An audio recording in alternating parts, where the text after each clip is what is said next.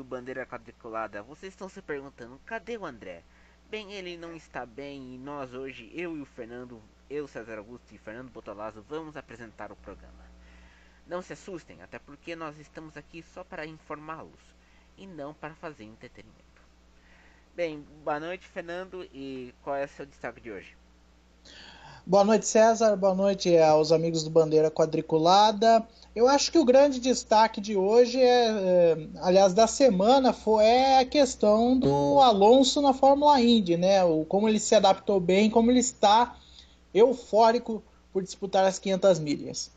Então, vamos começar a pauta dessa semana com a MotoGP que ontem no circuito de Jerez de la Frontera, na Espanha, quem viu a corrida viu uma bela procissão de moto, porque ninguém ultrapassava, só o francês Johan Zarco. Ninguém ultrapassava, ninguém. Mas é uma procissão de moto chata pra burro. Fernando, você dormiu durante a corrida? Você tirou um cochilinho, coisa assim? Para início de conversa, eu nem assisti. Ah, tá. Eu nem assisti. Mas o que deu para ver foi. O que aconteceu foi basicamente o que tinha acontecido na semana retrasada lá em Sochi, na Rússia, né? Fora a ultrapassagem do Bottas em cima do Vettel, a corrida não teve mais nada. A mesma coisa na MotoGP. Acho que só o francês, né, que ultrapassou. Do resto, não houve muitas mudanças. A vitória do Pedrosa foi tranquila. Marc Marquez, que está numa fase incrível, terminou em segundo. Valentino Rossi também está indo bem. Ele é o veterano que não está querendo largar o osso, né?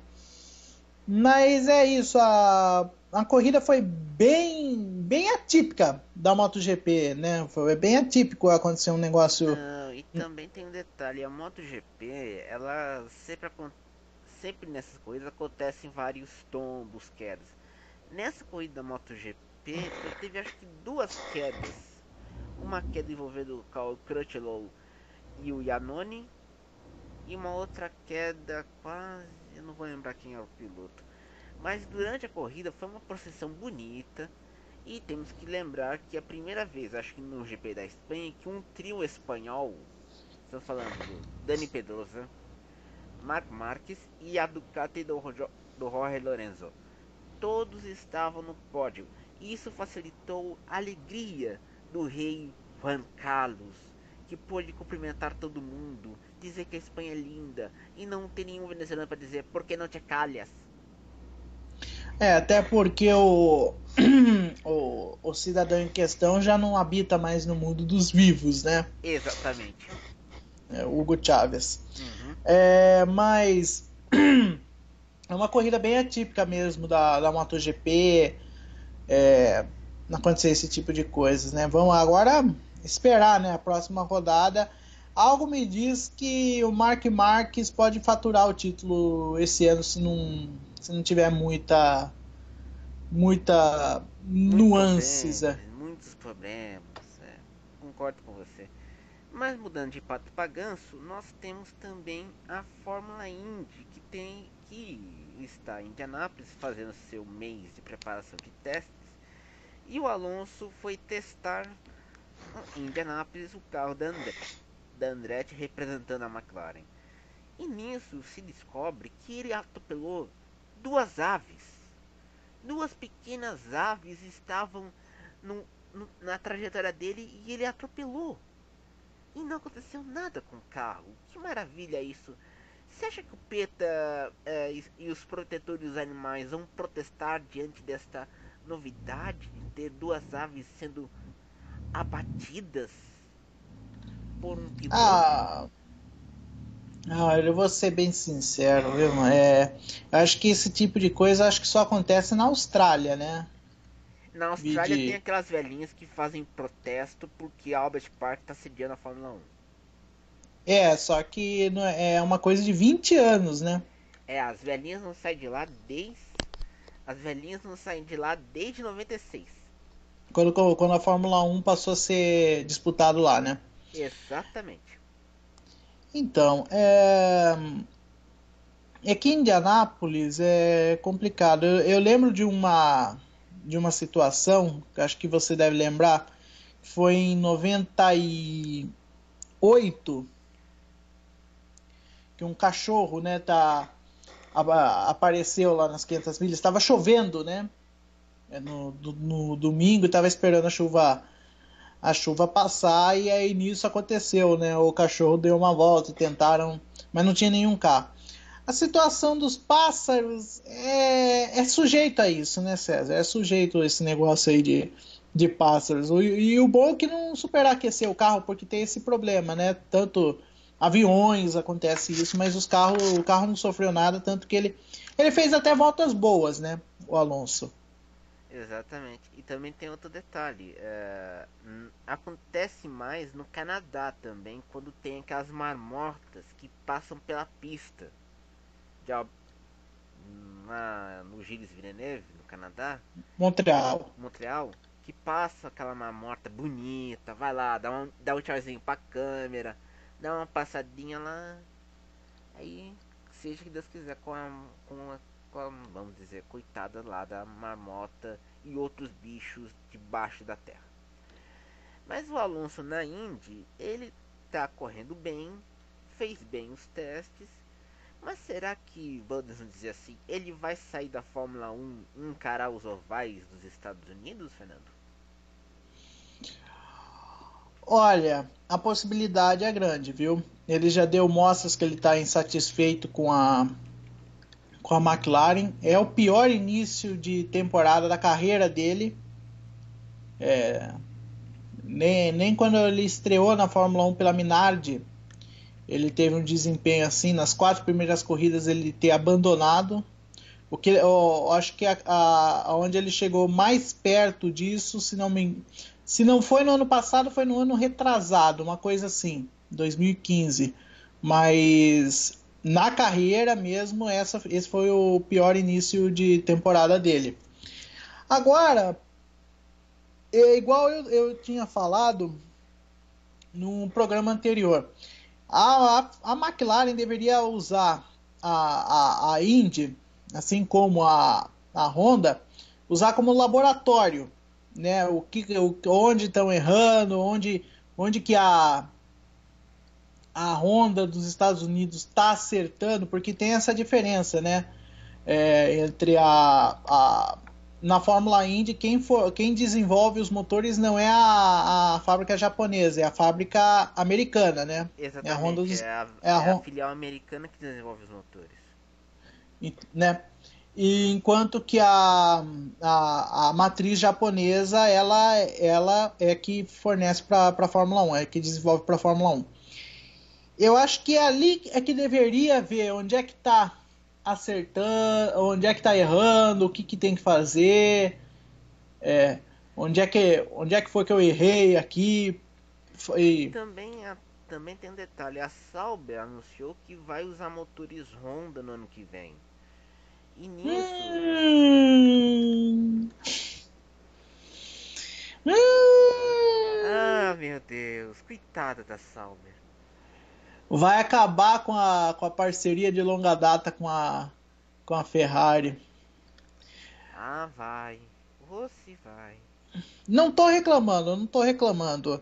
Eu só acho que em termos de gestão, em termos de gestão, por favor, não encare isso como machismo, Não, não encaro. como eu tô falando em termos técnicos. Eu tô falando Aham. em termos técnicos e os resultados estão aí para comprovar. Antes Peter Sauber no comando da equipe ainda. A Mônica foi desastrosa em todos os sentidos, em todos os sentidos. Já para começar com aquela papagaiada que teve na questão do Vandergaard, contratar 2 pilotos ao mesmo tempo, a questão do Adrian Sutil também, que parece que deu um problema também, saiu até briga na justiça, vocês devem se lembrar. Uhum. E agora acertar com a Honda, nada contra a Honda, pode ser que ano que vem a Honda faça um motor maravilhoso, mas a questão é,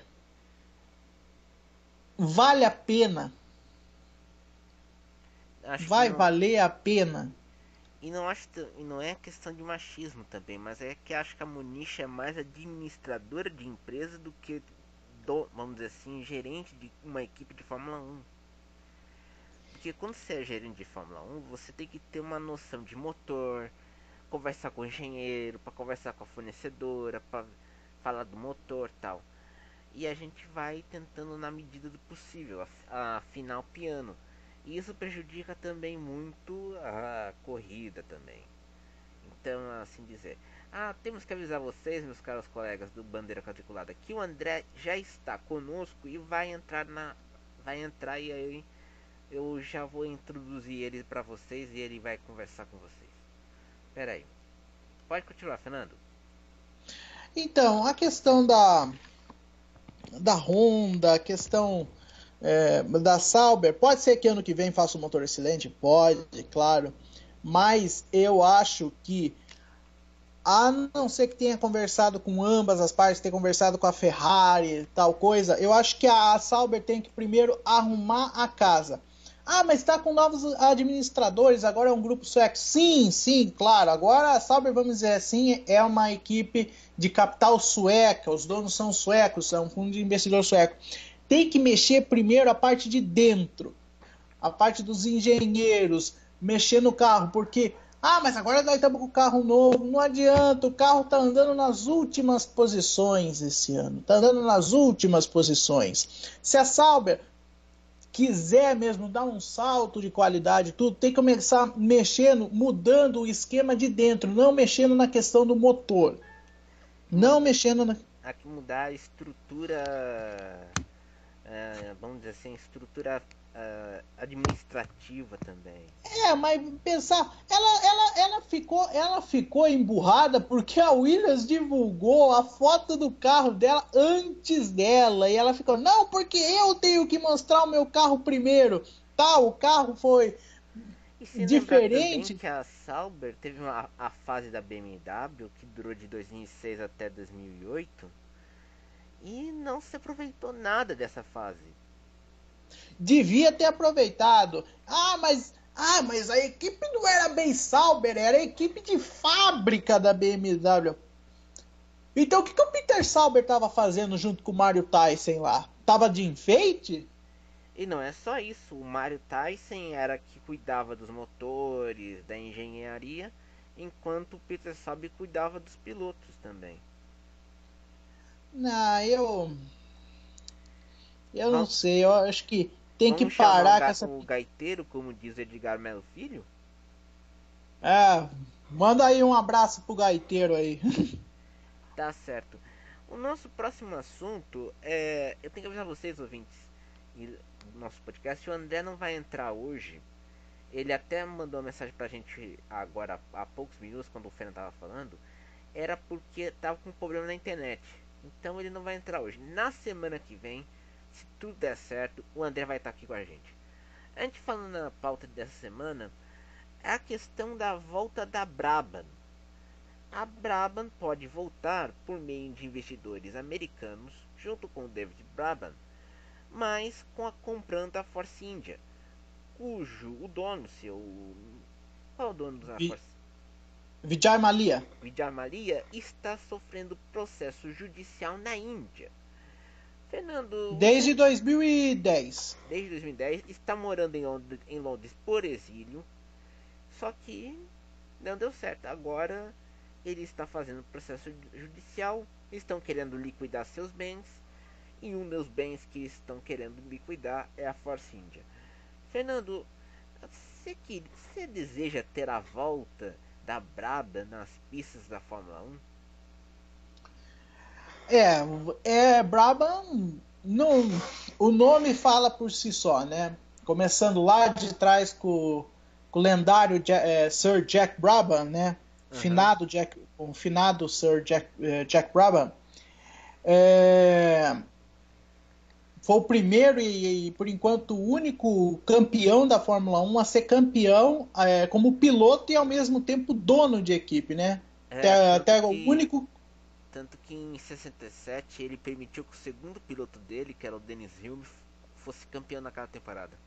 Então, foram 2 anos em que ele dominou, assim, a Fórmula 1, como piloto e como dono de equipe ao mesmo tempo, né? Uhum, Sem contar que ele também foi um exímio engenheiro, né? uhum. Era na época que piloto entendia de mecânica, não era Nutella. O cara entendia de engenharia, mecânica. Jim Clark era assim também. É, do Nelson Piquet, que correu, que foi campeão na Brabham, só que aí já não era mais com o Jack Brabham, já era com o Bernie, né? Era a Brabham, para quem não se lembra, ela foi vendida para o Bernie nos anos 70. O Bernie conseguiu 71, se não me engano, 71, 71. 72. E aí conseguiu um acordo por volta de 78 com a Alfa Romeo para Uhum. fornecer motores. Aí conseguiu a dupla Nelson Piquet e Nick Lauda. 79. 79 era a dupla. Sendo que o Nick Lauda se aposentou no final de 79, Início de 80. ou início de 80. O Nelson Piquet foi o primeiro piloto da Brabham quando a BMW chegou para fornecer motores turbo. E aí conseguiu aquele título em 81 e 82 com motor o PIN 83, que foi o primeiro título de um carro com motor turbo. Isso. E ele 81 ainda era o Cosworth. Ainda era era o o Ford Cosworth. Cosworth. E não era fácil domar aquele carro de 81 e o carro de 83 com o motor BMW. Uhum. Então era assim. E era um carro que era difícil, não tinha uma afinação técnica, não era o apogeu técnico, por exemplo, da Williams naquele ano, que tinha um FW07. Seu Frank Williams, Pratt ganhando aqueles petrodólares da Saudi Air, tudo mais. Uhum. Como que a gente vê a Brabham hoje voltando à Fórmula 1 com um carro, com a marca? Não se sabe se qual será a fornecedora de motores, por exemplo, e a questão do engenheiro técnico também, né? Hum. É complicado, né? Primeiro que só se o David Brabham conversar com os atuais fornecedores da Force India, né? A Mercedes, a BWT, né? Que é a patrocinadora, Junto a Sahara também, que é uma empresa a indiana. Sahara. Aliás, há indício de que a Sahara vai deixar a categoria, né? Vai deixar a equipe já no final desse ano. Uhum. É, se não me engano, acho que deixou uma coisa assim. Então, é complicado essa questão de fornecedores. Mas ao que tudo indica, sim, porque pelo valor de multas que o senhor Malia tem que pagar, ele teria que se desfazer da equipe, né? Uhum, para pagar, para quitar os débitos. Então, eu acredito que pode ser verdade sim, isso daí, eu acredito que sim. Por que não a Brabham voltar? Nós tivemos a Lotus, né? A volta da Lotus seria uma equipe de nome voltando à Fórmula 1 depois de tanto tempo, né? Aliás, 25 anos, né? Uhum. Esse ano está fazendo 25 anos que a Brabham deixou a Fórmula 1. É, eu acredito que pode ser que pinte sim, seria uma boa, um resgate. Os fãs, logicamente, vão querer se for para voltar braba, que volte naquela pintura tradicional, né? Pintura lembrando a BMW, né? O branco e É o branca azul. e azul. É. Não digo o patrocínio da Parmalat, porque a Parmalat parece que entrou em falência, Está em tá? Cododata desde 2003. Mas ela ainda existe, uma coisa Não, assim. ela existe, mas existe menor que depois do calote do Calisto Tanzi, que É, arruinou a empresa. é. Calixto Tanzi que. Pô, Calixto Tanzi comprou o Palmeiras, né? Parma... Não, querendo ou não, a era Parmalat foi um marco no futebol brasileiro, né? E, Não tam, só pelo Palmeiras, mas pelo futebol brasileiro, né? uhum. E também tem um detalhe, naquela época a Parmalat era patrocinadora desde do Lauda e patrocinou o Piquet em 81 e 83. E É, aquele, toda a passagem até 84, né? A exatamente. Parmalat patrocinou a Brabham. Então, a imagem Pro Brasil, pro fã brasileiro de Fórmula 1, quando se fala Brabham, a primeira coisa que vem à mente é Nelson Piquet. Não Sendo adianta. que ele domou dois carros que eram inferiores às Williams nos anos 80. Apesar de ter feito carro asa, tudo, mas junto com o Nelson Piquet tinha um cara que pensava junto com ele as mesmas coisas, que é o Gordon Murray, né?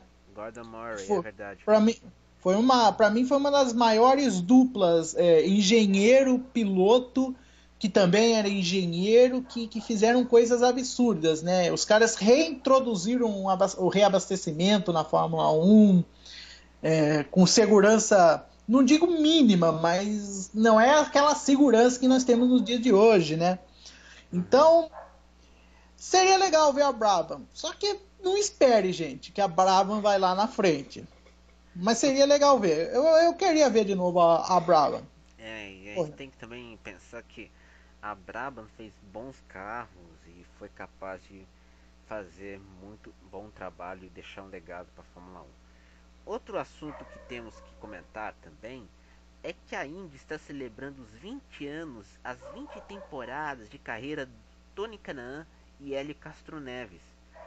Sendo que o Tony ganhou o título em 2004 pela Andretti e ganhou a Indianápolis em 2013. O Hélio nunca ganhou um título pela Penske no Campeonato de Pilotos, mas é tricampeão em Indianápolis. 20 anos, a gente não tem uma cara nova na Indy, né? O que faz, hein, Fernando? Realmente, só para você ter uma ideia, eu tô com 24 anos. Vamos dizer assim, eu sou um cara que até meus pais médicos falaram, eu tenho memória fotográfica, sabe? Eu lembro de muita coisa quando eu era pequeno, eu lembro. Até já comentei com o César e com outros amigos. Eu me lembro quando foi anunciado que o Tony e o Hélio iriam estrear na kart, na Fórmula Mundial na época, isso final de 97, início de 98. Os dois na época brigavam na Indy Lights, os dois estavam brigando pelo título, foram até a última corrida em Fontana, que aí o título ficou nos milésimos de segundo, né, na chegada lá, chegada apertada, e deu Tony. Os dois, inclusive, se não me engano, eram companheiros de equipe, né? E mesmo assim os dois têm uma belíssima amizade. Eles são grandes, são amicíssimos, os dois. Não dá pra entender. Em termos de briga pelo título, o Hélio sempre, desde 2000, o Hélio vive batendo na trave. Por incrível que pareça. Já são 17, quase 18 anos que ele está batendo na trave. Em 98, ele estreou por uma equipe relativamente até que boa, a Bettenhausen, né? Mas daí teve... Desculpa, eu gosto do cara como piloto. Ele abriu as portas para o automobilismo internacional, mas como empresário, eu não... como empresário, o Emerson Fittipaldi não vai. Desastre. É um desastre como empresário. Ele fez uma cachorrada. Eu tô falando, ele fez uma cachorrada com o Hélio, que disse, ele quase ficou sem emprego para 99, né? Porque a Bettenhausen fechou as portas, né? Ficou endividado e fechou no final de 98.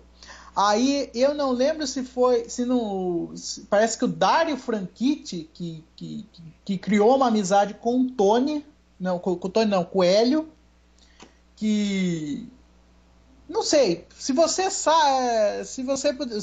aí do Bandeira Quadriculada podem dizer aí e os ouvintes do nosso podcast podem contar essa história. Porque eu não sei o que aconteceu. Eu sei do Emerson, eu sei que aconteceu uma cachorrada ali, mas até onde eu sei, eu não sei o que aconteceu. Aí ele conseguiu de última hora a vaga na Hogan. Até onde eu sei, ele conseguiu de última hora a vaga na Hogan, que era uma equipe que também estava para ser fechada, e ele conseguiu ser se não me engano, em 99 ele foi a revelação do ano, né? O Hulk do ano. Não, Hulk não, porque ele estreou em 98, né? Não, mas eu diria é que nos Estados Unidos revelação é tido como Hulk. Então, eu prefiro, eu vou falar revelação, para Tá não bom. fugir. Ele foi eleito a revelação do ano de 99, com um carro inferior, com um chassi que não era aquelas coisas, que era o Lola, apesar de que de 98 para 99 a Lola deu um salto, né? O chassi de 99 Lola foi bem, né? Aí em 2000 ele foi para Penske, querendo ou não, graças, vamos dizer assim, à morte do Greg Moore, Uhum. porque o Greg Moore tinha assinado o contrato com a Penske, né? Mas aí teve acidente, ele morreu. E aí o Roger Penske, que já tinha contratado o Gil, não, agora outra coisa, eu não sei se foi o Gil que disse pro Roger ou se o Roger já chamou o Hélio de cara. Eu sei que o Hélio acabou indo para Penske, tá lá até hoje. Mas desde 2000 o cara tá sempre entre as primeiras posições e sempre com chances mínimas ou chances grandes ele tá na briga pelo título, só que ele nunca consegue. Tanto que a gente na época da Push to Pass a gente falava que ele era o Vasco da Fórmula Indy, né? Eu lembro que quando foi anterior ao Push to Pass, mas quando eu tava no VP, no Vida de Paddock, o Hélio ia fazer uma corrida em 2013 em Ribeirão Preto, no circuito de rua de Ribeirão Preto. Ele foi convidado na Stock Car, ele correu, ele disputou aquela prova. Só que aí teve um acidente e a gente comentou que o acidente, a segurança dos carros da Stock Car, por causa do chassi de Santo Antônio e tal. E aí a gente fez uma análise também com os carros da NASCAR. Você sabe, eu vou contar essa história. Você sabe o que aconteceu depois que teve ouvintes da NASCAR que nos encheram o saco por causa disso? Por causa da gente falar do Hélio. E falar que o carro da NASCAR era uma porcaria. Naquela época, 2013. Uhum. Isso eu tô lembrando essa história. E o Hélio sempre. Mas ele, pelo menos, ele ganha em Indianápolis. Ele ganha. Ele sabe correr em Indianápolis. Que acho que isso que vale pro Roger Penske. Que Indianápolis é um campeonato à parte. Porque na verdade eu diria que o Hélio é o Coringa do Roger Penske. É o Aham. Coringa do Roger Penske. Porque o Hélio, ele tem dos brasileiros que correram em Indianápolis, eu acho que o Hélio tem um estilo parecido com o Emerson. Aham. De poupar o carro. Na. O Emerson sempre foi especialista em poupar o carro. Uhum. Né? Ele é E. um daqueles pilotos que ele pilota de maneira agressiva, mas quando você vê, você não acha que ele está pilotando de maneira agressiva. Né? Ele tem aquela coisa de dosar o equipamento. Né? E sem contar que acho que foi o Emerson mesmo que falou.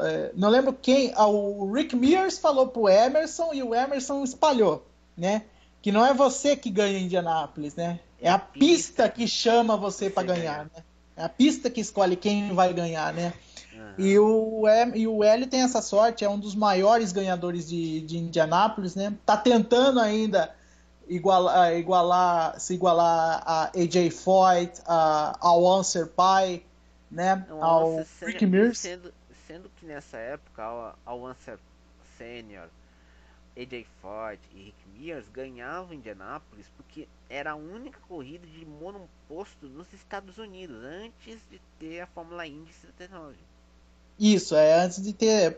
É aquela história que eu contei, né? Em 78, a Yuzaki tinha um campeonatinho de 5 ou 6 corridas, eles queriam ter mais corridas, formar um campeonato, a Yuzaki não queria, porque a corrida principal era Indianápolis, e aí se desmembrou que aí formou a Fórmula Indy, que a gente conhece toda essa história por aí afora. E a gente falou do Hélio, o Tony também temos que elogiar, porque ele também ele conhece, sabe poupar o carro, mas na hora da relagada, ele é, ele sabe jantar gente, jantar gente no sentido de passar todo mundo com o carro inferior. Aham. Isso foi assim em Indianápolis em 2013, que a gente viu. Com a KV. A KV era uma das equipes que não tinha um carro bom, mas ele soube poupar. E também o Tony, quantas vezes ele bateu na trave em Indianápolis, né? Nossa, desde a época do Com carro. Andretti, Desde o tempo da Andretti, né? quando Tanto ele que tava 2007, né, que o Dario venceu, o Dario Franchitti venceu a primeira vez, Aham. ele até a última volta ele brigou com o Dario Franchitti, ele quase levou a vitória, só que ele bateu na curva 4, né, e aí a vitória ficou com o Franchitti, né? Em 2004 ele brigou feio com o Kenny Brack para ver se para quem ganhava em Indianápolis. Só que daí na briga dos dois, os dois se deram mal e aí venceu o Bud Rice, É, né? 2004. Bud Rice também que Só disputa Indianápolis também. Bud Rice só venceu em Indianápolis, né? É, Não, não é. Ele não corre mais. Bem, outro assunto que a gente tem na nossa pauta é Interlagos. Eu tenho que explicar. O prefeito João Dória, do PSDB, quer porque quer privatizar o autódromo. Só que o autódromo de Interlagos, ele recebe não só as coisas da Fórmula 1, das categorias nacionais, mas também recebe shows. E mesmo assim é um lugar muito lucrativo, vamos dizer, dá lucro. E o seu Dória quer porque quer se colocar o autódromo como se fosse o autódromo de Abu Dhabi. Só que temos que esclarecer isso. O autódromo de Abu Dhabi recebe um aporte todo ano do governo de Abu Dhabi, do Emirado de Abu Dhabi, de 36 milhões de dólares, enquanto Interlagos, aos trancos e barrancos e ao investimento, já tem um lucro, já é lucrativo, e enquanto Abu Dhabi é deficitário. Acho que não adianta privatizar Interlagos, não dá, e ainda querem insistir nisso. eu acho que eles estão querendo fazer isso porque os cofres da cidade estão com a corda no pescoço e para dar uma desafogada, né? Ou vamos dizer assim, para ter menos responsabilidade, eles preferem privatizar Interlagos e não ter essa responsabilidade com eles, né? Uhum. Você falou uma coisa, não vai resolver muita coisa, né? Uhum. Mas eles acreditam que com a privatização eles vamos dizer assim, garantiria Teria, vamos dizer, dinheiro para bater a dívida. não só para bater a dívida, mas uma segurança de, de, de ter a Fórmula 1 ainda, sabe? Eu acho que essa é a palavra certa, né? Mas aí que tá, Interlagos, apesar de não ter aquele paddock muito, vamos dizer, estiloso como tem o circuito do Oriente Médio, é uma das pistas mais inovadoras do mundo. Tanto que tem surfer wall na, nas curvas de velocidade, nas áreas onde tem o muro, aquele surfer wall. Tanto surfer wall para circuito oval como surfer wall para circuito misto. Isso não se vê na Europa, por exemplo. Se bem que eu acho que deveria ter assim um. Bate naquela tecla, né? Se eles se desse ainda para aproveitar o anel externo, né? Senão, ainda existe, né? Ainda existe, mas só que ele não é utilizado por causa da Fórmula 1.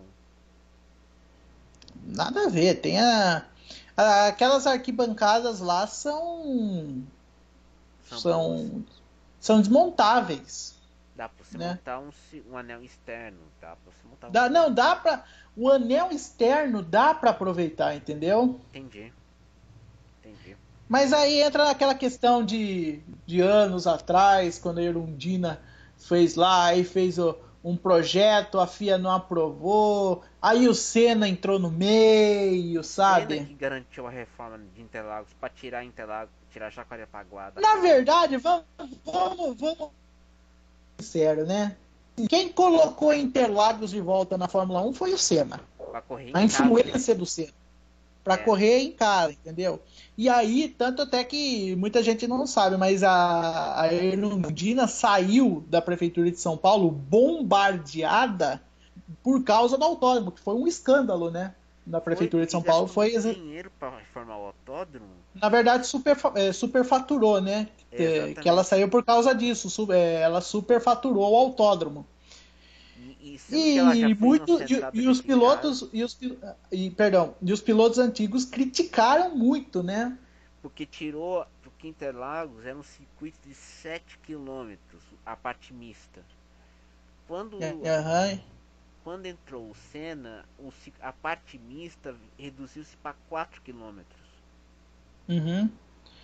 E tanto que ele, não sei se o Senna falou, mas foi dito que não foi por culpa,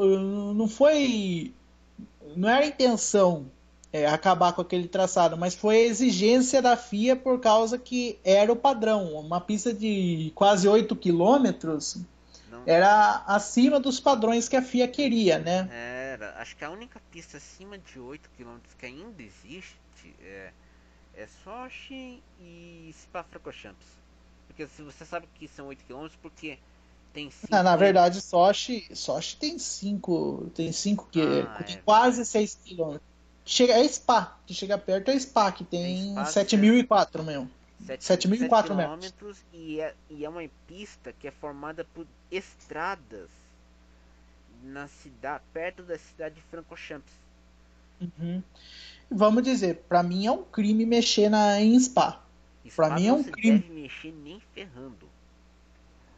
Eu já torci o nariz quando mexeram ali na Buzz Stop, porque ali era um charme que tinha, mas eu aceitei, na época eu era criança, mas eu aceitei por quê? Por causa da segurança, né? Tem Uhum. que ter segurança, tudo, mas aí é uma questão. Eu acho que nessa questão é para desafogar. Não vai resolver muita coisa? Eu acho que não. Eu acho que não. Mas fazer o quê? Nós não podemos decidir nada, né? Se fosse por nós, tudo bem, mas a gente não resolve. É.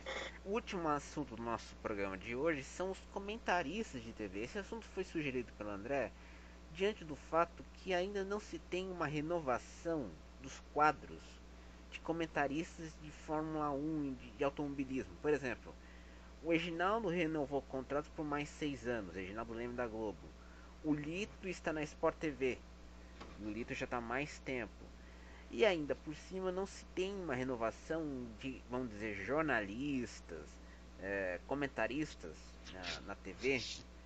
E ainda tem aquelas críticas que a gente já defendeu aqui no Bandeira Quadriculada, em que o pessoal da NASCAR criticou o Edgar Melo Filho, sendo que Edgar não é comentarista, é narrador, só que está sendo posto em uma função errada, assim dizer. E a gente tem que entender o seguinte, eu acho que você tem que manter o Reginaldo, o Lito, na função de apresentadores, comentar, fazer um programa de mesa redonda. Agora, para corrida é muito desgastante. Ainda mais, por exemplo, o Edgar, que tem que ficar 3 horas, 4 horas, a gente falou isso, 4 horas direto na NASCAR. Não é fácil para todo mundo ficar 4 horas. É complicado. Apesar de que o Edgar, ele já tá. O Edgar, tudo bem. Ah, mas o Edgar tá acostumado. Ele que trouxe a NASCAR aqui pro Brasil, tudo. Mas ele já é um senhor de 72 anos já. É, Entendeu? Ele já não é mais criança, sabe? a gente não tá falando que para você aposentar mais, você tá com a idade de 70, 60 anos, o Lito tem 80 até. Se É, o lembrar Lito também, tem 80. e se lembrar que temos o Cláudio Kasugi que não comenta mais. Uhum.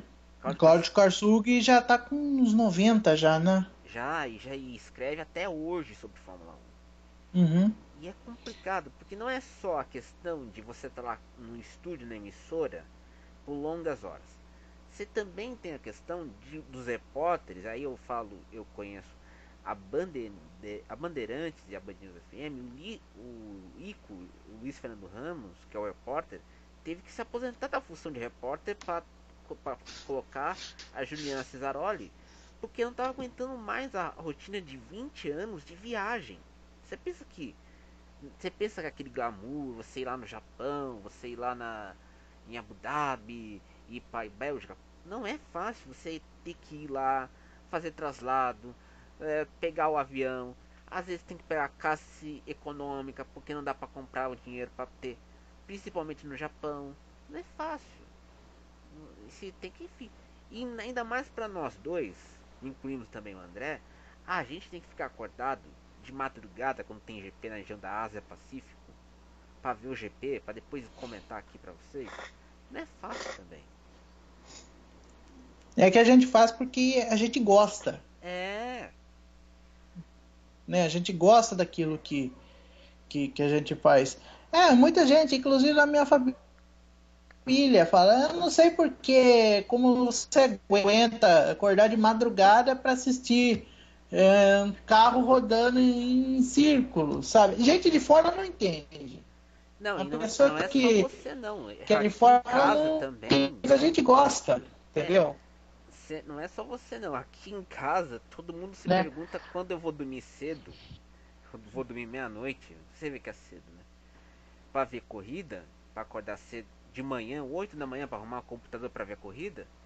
A minha mãe fica, quando tem corrida na asa, minha mãe fica desconfiada, porque eu levanto da cama, venho pra cripta escritório, onde eu gravo o podcast, que eu tô gravando agora. Ela fica desconfiada se eu não tô na cama quando eu tô vendo corrida na Ásia. Malásia, Austrália, Japão, China. Não é fácil pra gente. E imagina pra quem é jornalista, que vai lá, que tem que apurar a história, ou aqueles que tem que ir lá para o país onde está tendo GP, pro autódromo, tem que aguentar. Por exemplo, Xangai. Você imagina que Xangai você tem a censura do Partido Comunista. Ninguém se lembra, mas China é uma ditadura. Se, se você não for sair do roteiro fora do circuito, você terá problemas com as autoridades chinesas. Mesma coisa Bahrein. Bahrein teve protesto até em 2012 quando a Fórmula 1 voltou para lá depois de um ano de protestos. Então, comentarista, nós, não é fácil para a gente acordar. A gente gosta, mas a gente tem empecilhos a gente acordar cedo. Fernando. Eu concordo 100% no que você falou. Eu acho que essa questão de comentaristas, tal assim, é porque também tem essa questão de que perdeu-se o interesse, né?